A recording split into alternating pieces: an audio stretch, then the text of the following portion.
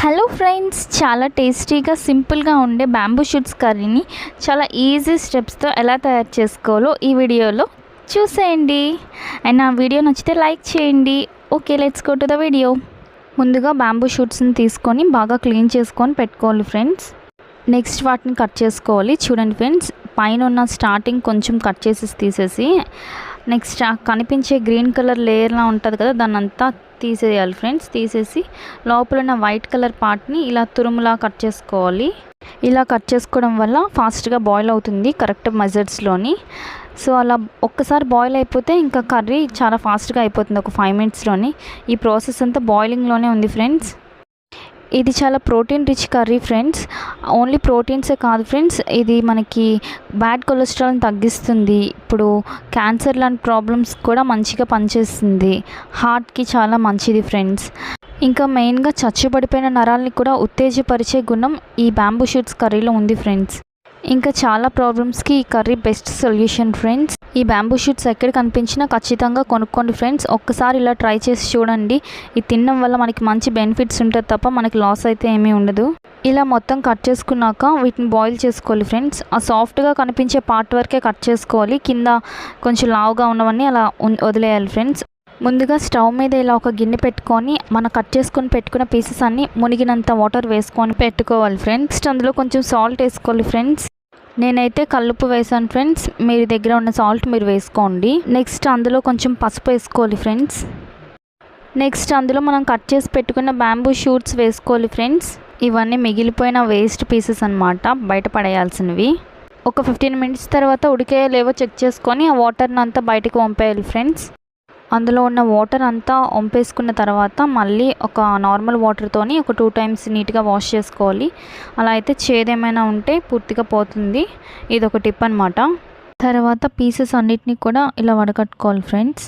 ఇప్పుడు masala paste ready చేసుకోవాలి friends.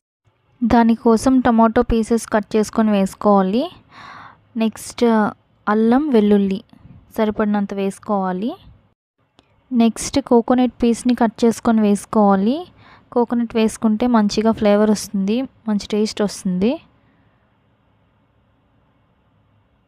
ఇంకంతే, ఇంకా మూత పెట్టేసుకొని మిక్సీ పట్టేసుకోవడమే.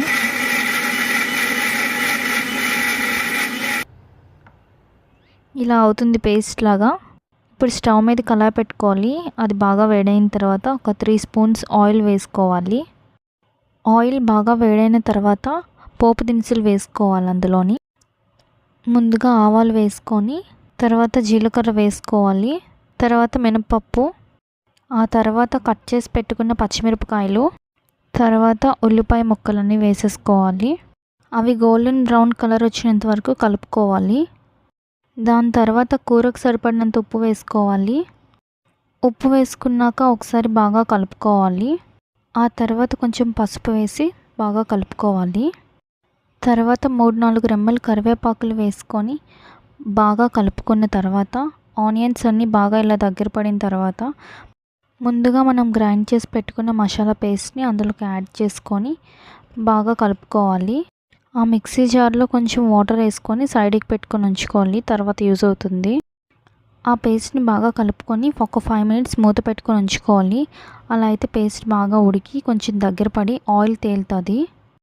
ఒక 5 మినిట్స్ తర్వాత మూత ఓపెన్ చేసి చూసాక ఇలా పేస్ట్ అంతా బాగా దగ్గర పడిన తర్వాత మరొకసారి బాగా కలుపుకొని ఆ తర్వాత మనం ఉడకబెట్టుకొని ఉంచుకున్న బ్యాంబూ షూట్స్ అన్నీ ఇందులో వేసుకోవాలి.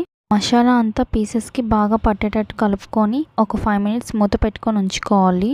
కాసేపు తర్వాత మూత ఓపెన్ చేసి అందులోకి కారం యాడ్ చేసుకోవాలి. మరొకసారి బాగా కలుపుకొని ముందుగా పెట్టుకున్న మిక్సీ జార్లో ఉన్న వాటర్ని కూడా ఇందులోకి యాడ్ చేసుకోవాలి. దాని తర్వాత కొంచెం గరం మసాలా వేసి కాసేపు మళ్ళీ మూత పెట్టేసుకోవాలి.